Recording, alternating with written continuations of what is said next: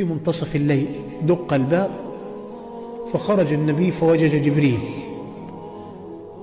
خيرا، قال استعد فإنك ضيف الله هذه الليلة.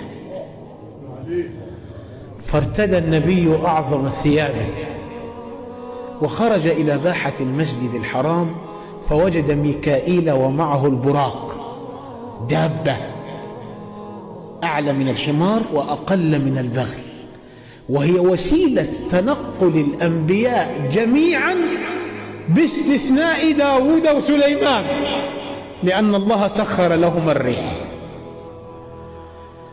فلما أقبل النبي ناحية ميكائيل ورآه البراق انخفض كرامة وحياء للنبي محمد. ركب جبريل وركب النبي وركب خلفه ميكائيل، وانطلقوا من المسجد الحرام بداية الإسراء قاصدين المسجد الأقصى في بيت المقدس في القدس الشريف. والقدس قديما كانت تسمى إلياء ومعناها بيت الرب. وصل النبي صلى الله عليه وسلم، فوجئ بالأنوار في المسجد الأقصى والزينات والأضواء والملائكة وكل أنبياء الله. ربط البراق في حائط البراق، وليس حائط المبكى كما يزعمون الآن، هو حائط البراق.